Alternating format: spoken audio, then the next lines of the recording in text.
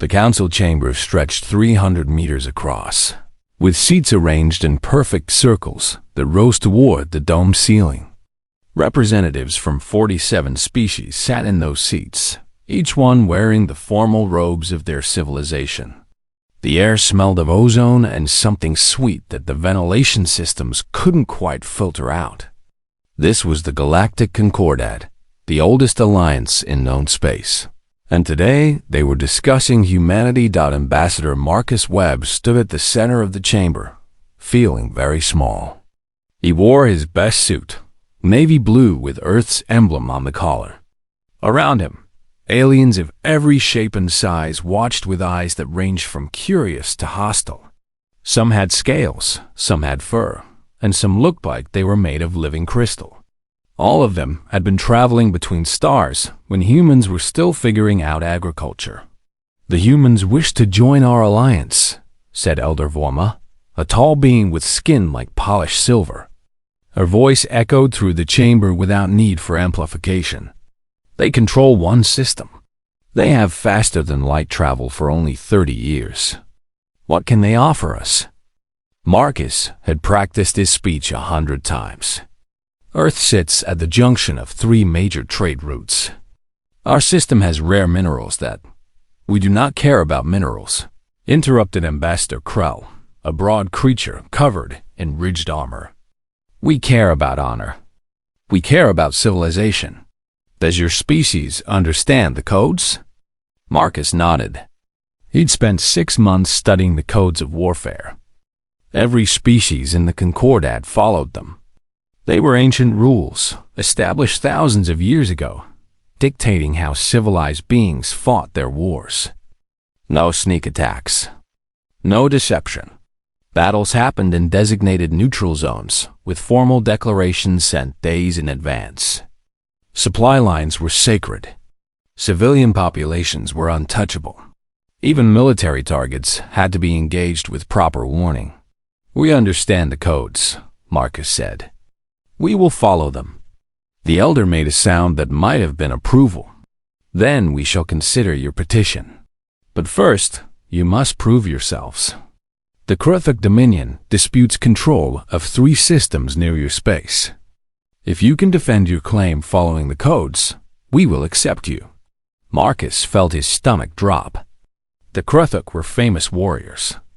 They had technology centuries ahead of Earth's. But he kept his face neutral and bowed. "We accept."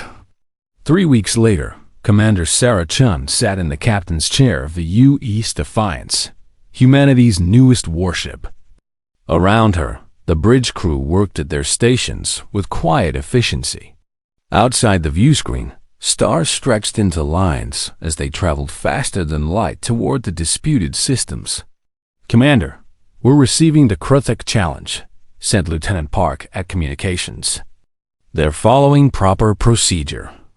Battle will commence in the Epsilon neutral zone in 72 hours. They're bringing 12 capital ships." Sarah studied the tactical display. 12 capital ships. Humanity could field 8, and theirs were smaller. The Kruthok had energy shields that could shrug off most of Earth's weapons. They had missiles that never missed. They had been fighting wars in space for 1,000 years. "Acknowledge the challenge," Sarah said. "Inform the fleet to prepare for formal engagement." Her second-in-command, Commander James Rodriguez, leaned close. "We can't beat them straight up. Their technology is too advanced." "I know," Sarah said quietly. She pulled up the codes of warfare on her personal display and read through them again. She'd been reading them every day since Earth accepted the challenge. The codes were beautiful, in a way. They turned war into something almost ceremonial. Fleets met at agreed times in empty space. They exchanged formal declarations.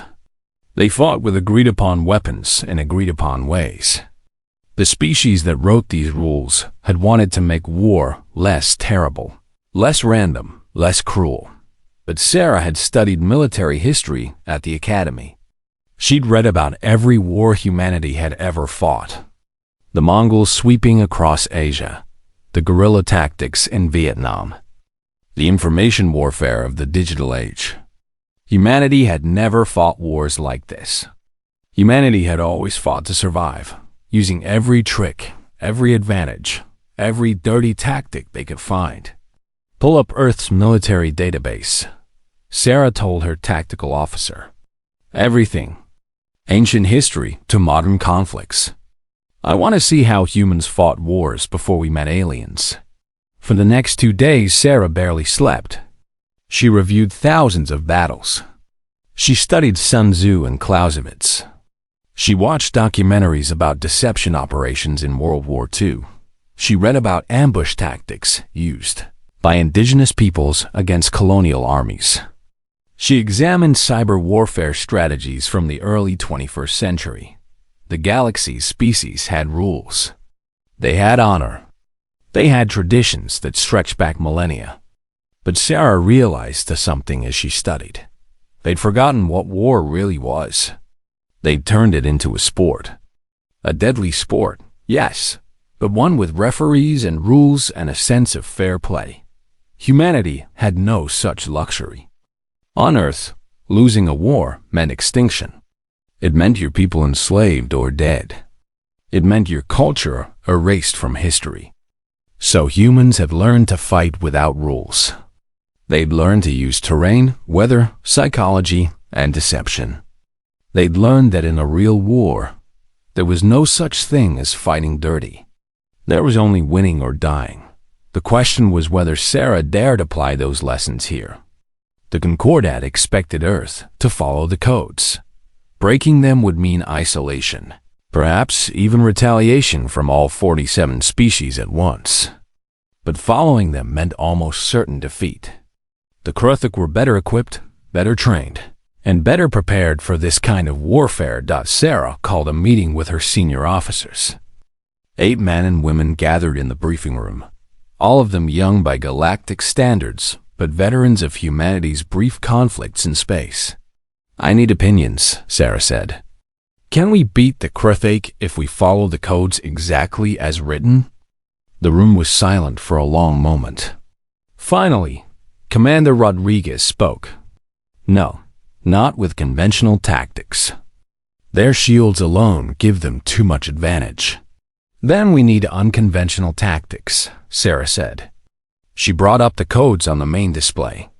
I've been reading these very carefully. Tell me what you notice. Lieutenant Park frowned at the screen. They're very specific about some things, but other things they don't mention at all. Exactly, Sarah said. These codes ban certain behaviors because those behaviors were common once. But there are thousands of tactics they don't mention. Tactics that humans used throughout our history. Tactics that the galaxy apparently never thought to use, or thought were too barbaric to codify. You want to exploit the loopholes? Rodriguez said. Sarah nodded slowly. I want to fight the way humans have always fought. Smart, adaptable, using every advantage we can find. The codes say we can't attack civilians or undefended supply ships inside protected space. They say we have to give formal warnings before major engagements. They say we can't use certain banned weapons. Fine. We'll follow every rule exactly as written. She paused, meeting each officer's eyes. But they don't say we can't deceive the enemy. They don't say we can't use psychological warfare. They don't say we can't hit military supply convoys in neutral space. They don't say we can't fake retreats or plant false information. The galaxy thinks warfare is about honor. We're going to teach them it's about winning. The officers exchanged glances. Lieutenant Park spoke carefully. The Concordat will call us barbarians. Probably, Sarah agreed. But they'll call us living barbarians. The Kruthuk will call us honorless cowards. But they'll call us victorious, honorless cowards. She stood up. I'm not going to send Earth's people to die in a fair fight we can't win. I'm going to send them to win an unfair fight. Any objections? No one spoke. Sarah could see the conflict in their faces. They'd been trained to respect the codes, to fit into galactic civilization.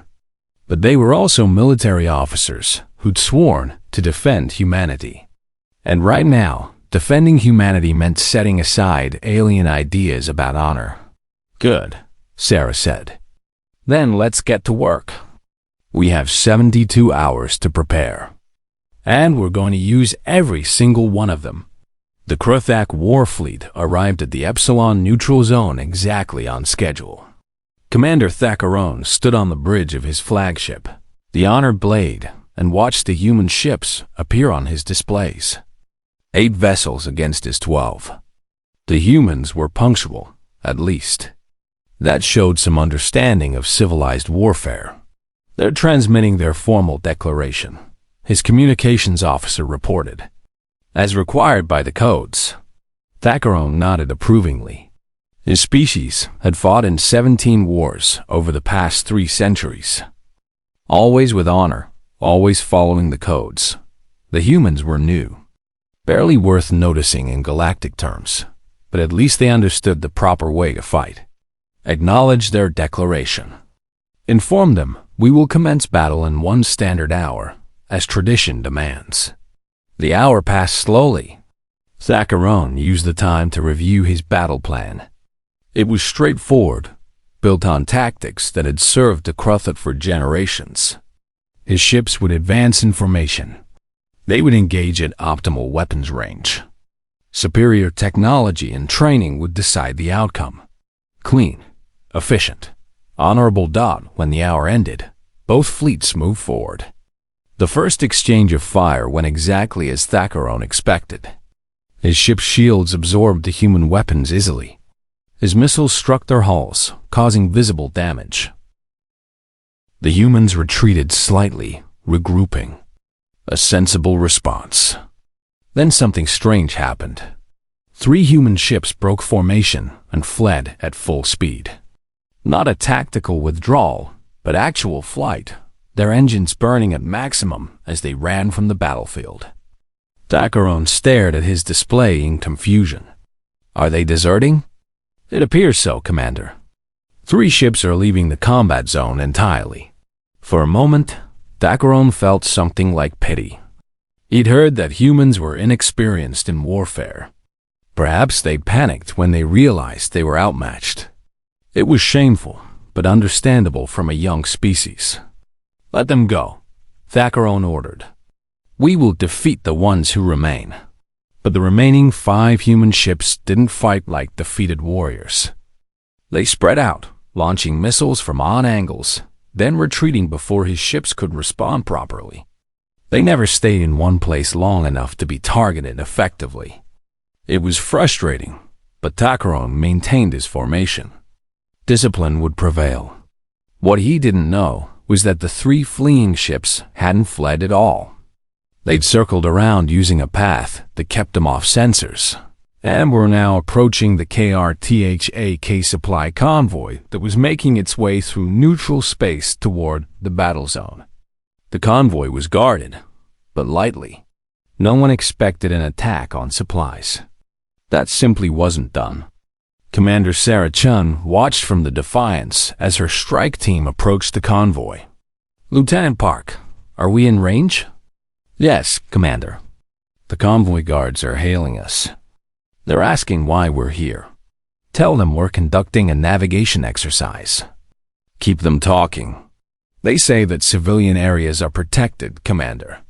They're quoting the codes at us. Sarah smiled without humor. Tell them the convoy is in neutral space, not civilian space. And it's carrying military supplies. Check the codes, Section 7, Paragraph 12. Military supplies in neutral space are fair game. The HFY guards checked. The rule was there, buried deep in provisions that hadn't been relevant in centuries. No one attacked supply convoys. It was understood that you didn't. It was civilized to let both sides maintain their logistics. But the rule allowed it. The human ships opened fire. They destroyed 3 supply vessels before the guards could react, then vanished back into the dark before reinforcements arrived. The Kruthic fleet suddenly found itself with half the ammunition and fuel it had planned on. Thakaron received the news with shock. They attacked our supplies? That's dishonorable. It's within the codes, Commander, his legal officer reported reluctantly. Technically, they haven't broken any rules. It's barbaric, Thakaron said. But barbaric or not, his fleet now had a problem. He'd planned for a 3-day engagement. He now had supplies for maybe 1 day of heavy fighting. He decided to press the attack harder, hoping to end the battle quickly. But the humans wouldn't cooperate. They continued their hit-and-run tactics, never committing to a full engagement. And they started doing something even stranger. Commander, we're receiving multiple distress calls from the human fleet, the communications officer reported. Ships claiming critical damage, requesting assistance, abandoning positions. Thakaron studied his tactical display. Some human ships were showing damage, but the amount of distress calls seemed excessive. They're trying to lure us in. Ignore their calls. But the psychological effect was working on his crew. They heard desperation in human voices. They saw ships that looked crippled. Some Kruthic officers suggested moving in for the kill. Others urged caution, sensing a trap. What the Kruthic didn't realize was that half the distress calls were completely fake. Humans had a talent that most species lacked. They could lie convincingly, even to technological sensors. They broadcast false engine readings. They vented atmosphere to look like hull breaches. They played recordings of panicked crew members that were actually calm actors. The Kruthic had never encountered this level of deception. Their own species valued truth to the point where lying was almost impossible for them. They assumed other species operated the same way. The battle dragged on for days, not in the glorious clash Thakaron had expected, but in a frustrating game of cat and mouse. The humans never stayed to fight properly. They hit and ran. They disappeared and reappeared. They sent false signals that made the Kruthic chase ghosts. Worse, human ships started appearing near other Kruthic assets in neutral space. Nothing protected by the codes, always targets that were technically fair game, but that no civilized species would attack. Repair stations, fuel depots, food supplies. They're destroying everything, Thakaron's executive officer said with disgust. They're trying to starve us in space. It's within the codes, the legal officer said again, though he sounded disturbed. Military assets in neutral space can be targeted.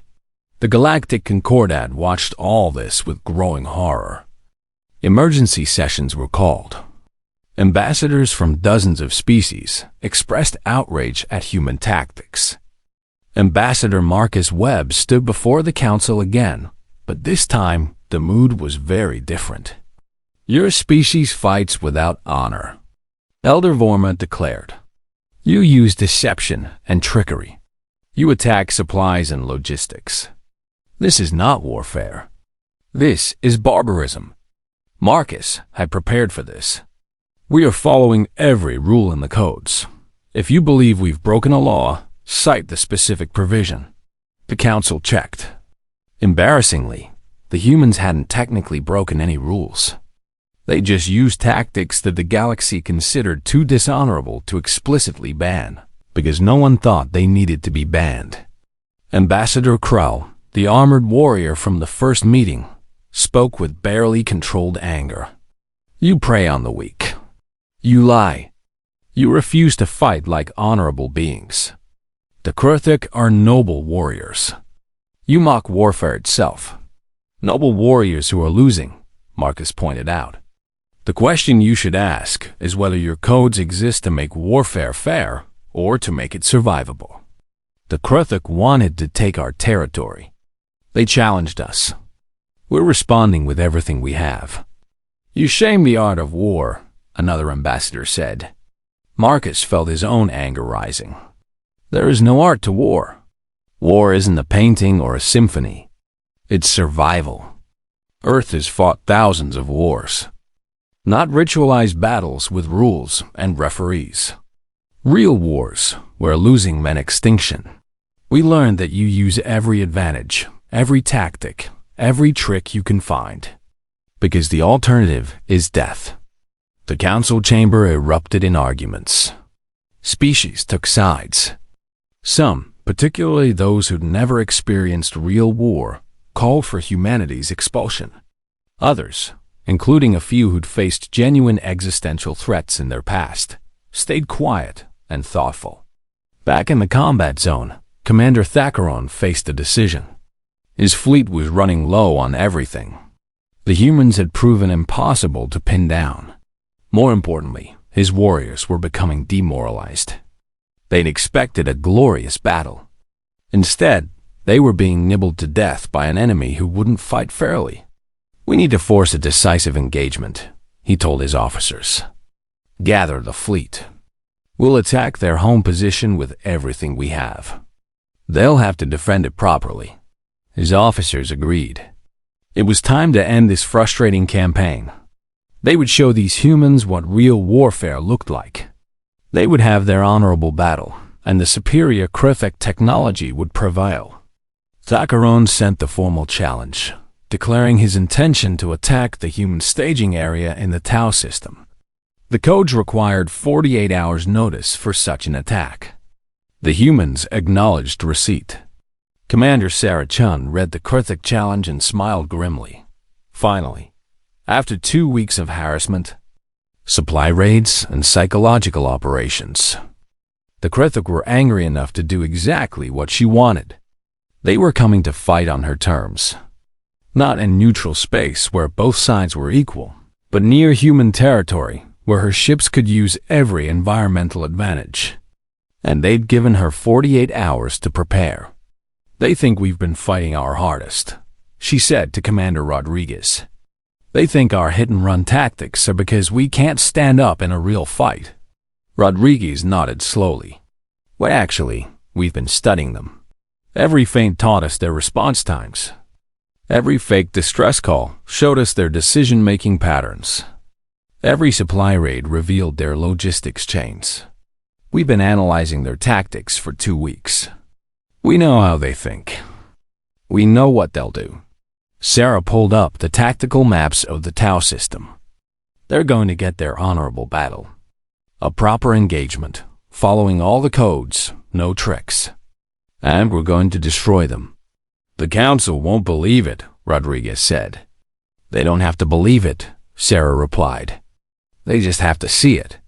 The Galactic Concordat sent observers to watch the final battle.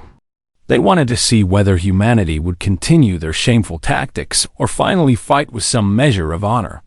Representatives from 20 species positioned their monitoring ships at safe distances around the Tau system. Elder Vorma was among them. She'd watched humanity's campaign against the Krithik with growing dismay. Everything they did was technically legal, but it felt wrong. Warfare was supposed to be noble. It was supposed to test courage and skill, not cleverness and deception. The humans had turned it into something ugly.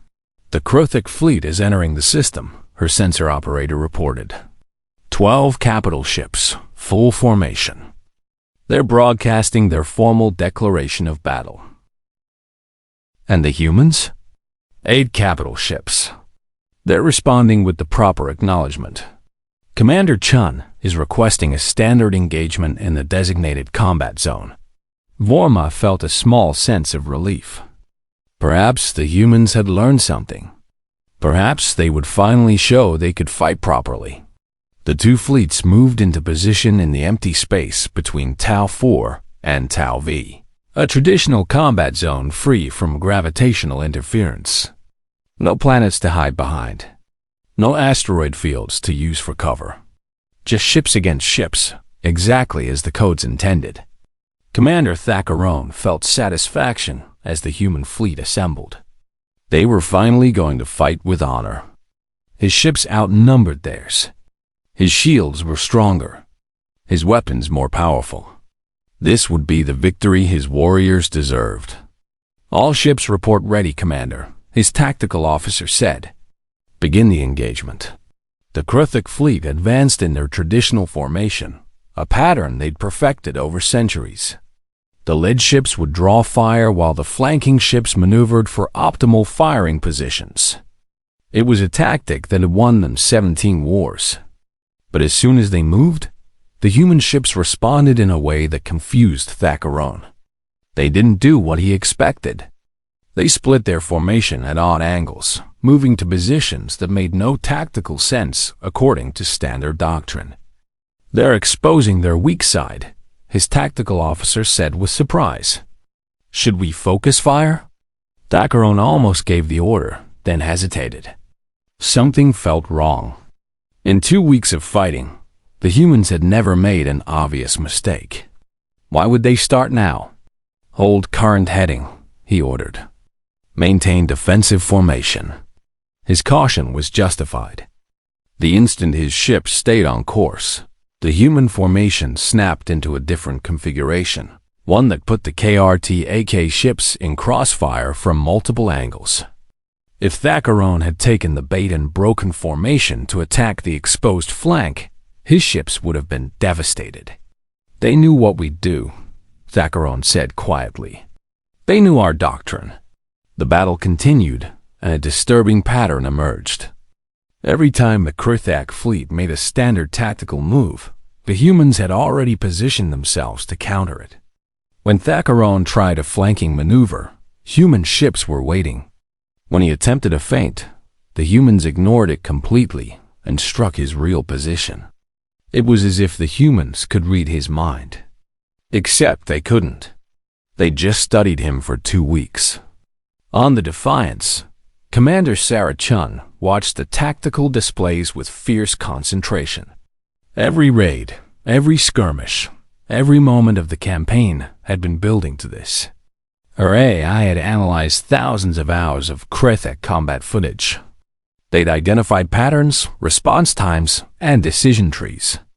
"They're preparing their hammer formation," Lieutenant Park said, referencing a Kruthic tactic where the fleet compressed into a tight group, the force striking at a single point with overwhelming force.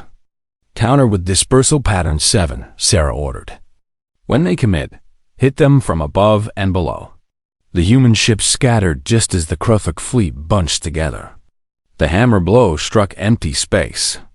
Before the Kruthic could recover, human missiles came from vectors they'd left undefended, tearing into their formation.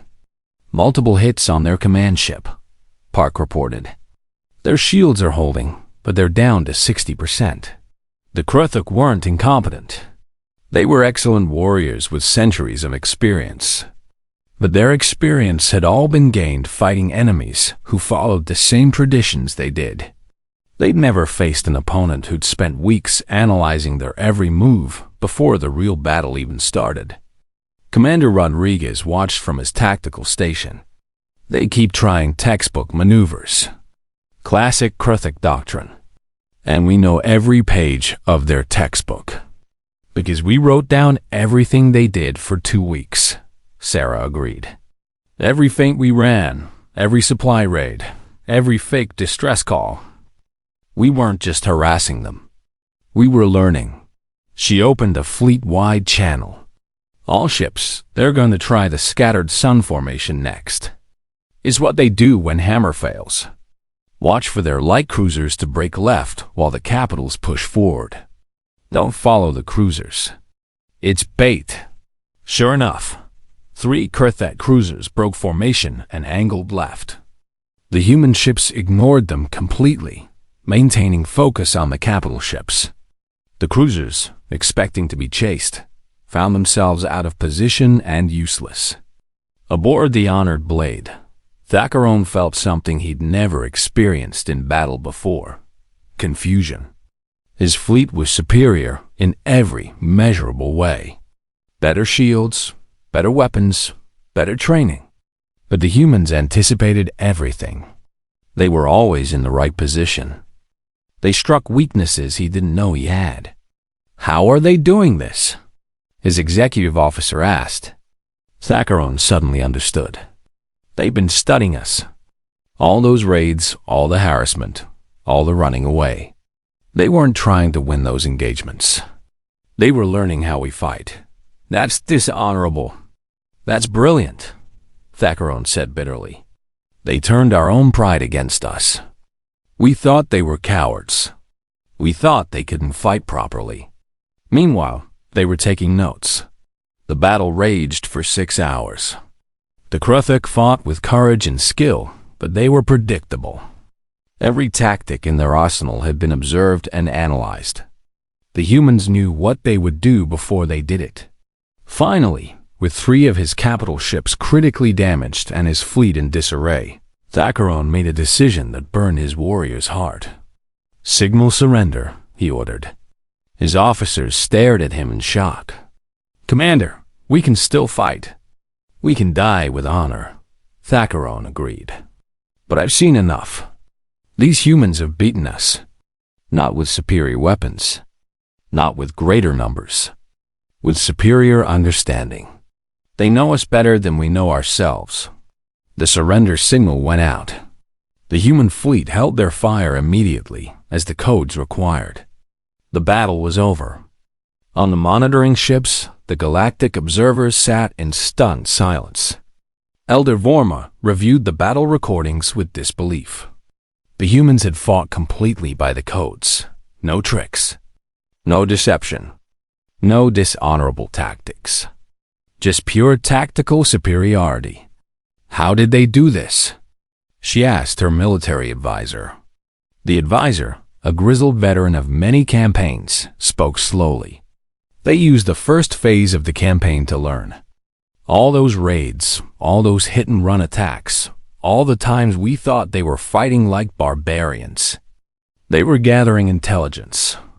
By the time the real battle came, they knew the Krithok's playbook better than the Kruthok did. So their dishonorable tactics led to an honorable victory? I don't think they see it that way. I think they see it all as one campaign. The raids and the battle were all part of the same strategy. We separated them in our minds because we think of warfare as distinct honorable engagements. They saw it as one continuous struggle. The council convened in emergency session. The arguments were fierce. Half the species still wanted to condemn humanity for their earlier tactics. The other half pointed out that those tactics had led to a completely legal, completely honorable final victory. Ambassador Marcus Webb stood before them again. He looked tired. The past weeks had been exhausting, defending humanity's actions while his people fought and died in space. Ambassador Krull spoke first. Your people fought dishonorably for weeks. Then, when forced to fight properly, you won through skill. What are we supposed to make of this? Marcus took a deep breath. You're supposed to recognize that warfare isn't a sport. It's not about honor or glory. It's about survival. Yes, we attacked supplies. Yes, we used deception. Yes, we studied our enemy instead of charging at them blindly. Because that's what real warfare looks like. The codes exist to prevent such barbarism, Elder Vorma said. The codes exist to make warfare predictable, Marcus countered. Which is fine when everyone agrees to be predictable. But that's not really war. That's ritual combat. War is when everything is on the line, and you use every advantage you can find. He gestured at the battle recordings. You wanted to see if we could fight with honor. We showed you. We followed every rule in that final battle. We won through superior tactics and preparation. But that preparation included 2 weeks of dishonorable fighting that you all hated. You can't separate them. The victory came from all of it, not just the last 6 hours. So you admit your early tactics were shameful? Another ambassador asked. I admit they made you uncomfortable, Marcus said. But shameful? No. Humans have survived thousands of wars by being adaptable, by studying our enemies, by using psychological warfare and asymmetric tactics. You'd call it fighting dirty. We call it fighting smart. The chamber fell silent. The truth was undeniable in the battle recordings. The humans had won not through technology or numbers, but through understanding. They'd turned the Krithuk's own patterns against them. The question before you isn't whether we fight like you do, Marcus continued. It's whether you want allies who know how to win. Vorma studied the human ambassador for a long moment. She'd lived for 3 centuries and seen much, but she'd never seen anything quite like this. A species that fought without honor, yet achieved victory with dignity. A species that broke all the unwritten rules while following all the written ones. This council will deliberate, she said finally. But I will say this, Ambassador Webb. Your people have taught us something today. You've reminded us what warfare really is, whether we like that lesson or not. 3 days after the battle, Commander Sarah Chun received an unexpected visitor aboard the Defiance. The ship was in dock for repairs, and she was in her quarters reviewing reports when Lieutenant Park announced that Commander Thackeron of the Krithuk was requesting permission to come aboard. Sarah straightened her uniform. Grant permission. Escort him to the observation deck. She met the Krithuk commander in a room with wide windows looking out at the stars. Thackeron was even larger in person, nearly 7 feet tall with ridged armor that made him look like a walking tank. But his eyes held something Sarah hadn't expected: respect. Commander Chun, he said, his voice carrying that harmonic rumble that Krithuk voices had. I wanted to meet the warrior who defeated me. Commander Thackeron, you fought well. Your surrender saved lives on both sides. I surrendered because continuing would have been suicide, not battle. He moved to the window, looking out at the stars. I have fought in 9 campaigns. I have studied warfare since I was old enough to hold a weapon, and I have never been so thoroughly outmaneuvered. You had better technology, Sarah said honestly. Better ships, better weapons. Under different circumstances, you would have won. No, Thackeron said firmly. That's what I came to understand. You didn't just beat me in that final battle. You beat me from the moment the campaign began. Every raid, every attack on supplies, every distress call we intercepted. You were studying us, learning our patterns, identifying our weaknesses. By the time we faced each other in honorable combat, you knew us better than we knew ourselves. He turned to face her. My species values honor above all. We follow the codes because they represent civilized warfare. But you showed me something I never wanted to see. The codes have made us predictable. They've made us weak. We fight the same way every time because that's the honorable way. You exploited that. I did what I had to do to protect my people, Sarah said. I know. And that's what makes it brilliant. Thackeron's laugh was a deep rumble. The council is debating whether you're barbarians or geniuses. I came to tell you that you're both. You fight like the universe itself is trying to kill you. My people fight like we're performing a dance we've rehearsed for centuries. Sarah considered that. The universe was trying to kill us for most of our history. We didn't have the luxury of honorable warfare. When 2 human tribes fought, the losing side often ceased to exist. So we learned to use everything. Terrain, weather, deception, psychology. We learned that survival matters more than honor. And now you bring that approach to galactic warfare. Thackeron nodded slowly. The Concordat won't know what to do with you. They've spent thousands of years turning warfare into ritual. You've reminded them what it really is. Will your people hate us for it? To Sarah's surprise, Thackeron laughed again. Some will, but not me. Not my warriors. We respect strength and adaptability. You have both. In fact, I have a proposal. He pulled out a small device and projected a holographic document. The Krithuk Dominion wishes to request an alliance with humanity.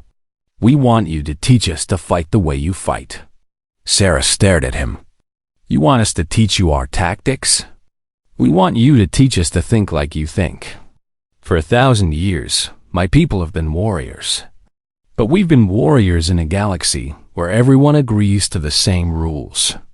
What happens when we meet someone who doesn't follow those rules? Someone truly hostile, not bound by the codes? He gestured at the document. We need to learn what real warfare is. And you're the only species in the galaxy that still remembers. The Council of Elders took 2 weeks to make their decision. During that time, Ambassador Marcus Webb met privately with Elder Vorma in her chambers. The silver-skinned being served him a beverage that tasted like honey and starlight. I've been reviewing Earth's history, she said. The wars your species fought before meeting us. They were brutal. They were necessary, Marcus replied. We didn't have the option of ritual combat. We had limited resources, limited space, and unlimited ambition. Every war was existential, and that shaped how you think about conflict. Vorma sipped her own beverage. The Concordat created the codes after a particularly devastating war. 5 species nearly destroyed each other. The codes were meant to prevent that from happening again. They worked for the most part. We've had wars, but contained wars. Civilized wars. But you forgot what uncivilized war looks like, Marcus said. Perhaps we did. She set down her cup. Your Commander Chun did something remarkable. She followed our rules while teaching us that our rules have blind spots. Every tactic she used was technically legal. We simply never imagined someone would use those tactics.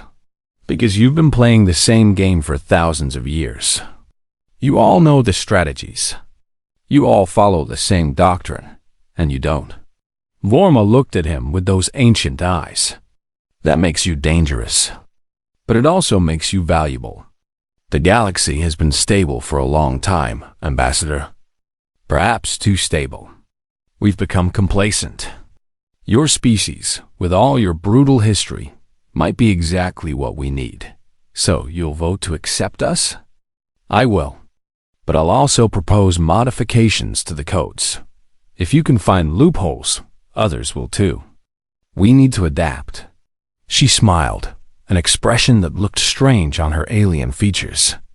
You're forcing us to evolve, Ambassador. Whether we like it or not. The vote came down to a narrow margin. 24 species voted to accept humanity into the Concordat. 20 voted against. 3 abstained. It was enough. Sarah Chun stood beside Marcus Webb as they watched the official ceremony from Earth. The broadcast showed the council chamber, with representatives from every species present. The formal acceptance was read in 15 languages, including English.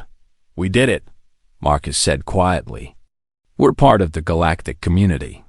We're part of it, Sarah agreed. But we changed it too. They'll never look at warfare the same way again. Is that a good thing? Sarah thought about the question. I don't know. We showed them that their rituals made them vulnerable. Some species will learn from that. Some will resent us for it. But at least now they understand that the codes aren't magic. They're just agreements. And agreements only work when everyone honors them by choice. Not because they forgot. There were alternatives. 6 months later, Sarah found herself in a Kruthic training facility, standing before a class of their finest warriors. Thackeron had made good on his promise. The Kruthic wanted to learn human warfare. Warfare is problem-solving under pressure, Sarah told the assembled warriors. Every battle is unique. Every enemy is different. The moment you start following a playbook, you become predictable. And predictable means dead. One of the Kruthic warriors raised a hand. But Commander, our tactics have won us many victories. They are proven. They were proven against enemies who thought like you, Sarah replied. What happens when you fight an enemy who doesn't? What happens when someone studies your proven tactics and learns to counter them? She pulled up a holographic display showing the battle in the Tau system. You're not here to learn human tactics. You're here to learn how to adapt, how to study your enemy, how to find weaknesses in their doctrine. How to be unpredictable. Thackeron, who was observing the class, spoke up. Commander Chun defeated us not because humans are better warriors. She defeated us because she understood us better than we understood ourselves. That is the lesson. Sarah nodded. Every species in the Concordat has patterns. Favorite tactics. Comfortable strategies. Learn to recognize those patterns in yourself and in others. Learn to break your own patterns when necessary. That's what made humanity dangerous. Not that we were stronger or smarter, but that we were willing to change. The training sessions continued for months. Sarah taught them about Sun Tzu's art of war, about guerrilla tactics, about psychological operations. She taught them the history of human conflict, showing them how humans had constantly adapted to new weapons, new terrain, and new enemies. But the most important lesson came near the end of the training program. Sarah assembled all the warriors in a simulation chamber. Final exercise, she announced. You'll be facing a human fleet in simulated combat. Use everything you've learned. Surprise me. The battle simulation began. The Kruthak warriors, applying their new training, fought differently than they ever had before. They used deception. They struck supply lines. They adapted their tactics on the fly, and they lost. Badly. The warriors were devastated. Thackeron was confused. We did everything you taught us. Why did we fail? Sarah smiled. Because I knew you'd do everything I taught you. You became predictable in a new way. You all tried to be unpredictable in the same way. She let that sink in. The point isn't to adopt human tactics. The point is to think for yourselves. To analyze each situation uniquely. To never stop learning and adapting. The moment you think you've mastered warfare, you've already lost. Thackeron understood. You just taught us the same lesson you taught the Concordat. There is no perfect system. There is only constant evolution. Exactly, Sarah said. Warfare isn't about following rules or breaking them. It's about understanding the situation better than your opponent and responding appropriately. Sometimes that means honor and formal engagement. Sometimes it means hitting them where they're weak. The wisdom is knowing which approach fits the situation. Back on Earth, Sarah's final report to military command summarized the entire campaign. She concluded with a paragraph that would be taught to officers for generations. We did not win because we fought dirty. We won because we fought intelligently. The galaxy had turned warfare into ritual, and rituals are predictable. We won because we studied our enemy while they dismissed us as barbarians. We won because we adapted while they remained rigid. The lesson is not that human tactics are superior. The lesson is that any tactic, human or alien, becomes inferior the moment you stop questioning it. Victory belongs not to the most honorable or the most ruthless, but to those who best understand the nature of conflict itself. Commander Thackeron, reading a copy of that report in his own quarters, nodded in agreement. The humans had fought dirty when they needed to. They had fought clean when it mattered. And most importantly, they had understood the difference. The galaxy would never be quite the same. The codes remained, but they were no longer seen as sacred and inviolable. They were tools, useful when all parties agreed to them, but not substitutes for actual strategic thinking. Humanity had won their place in the Concordat, not through superior technology or numbers, but through superior understanding.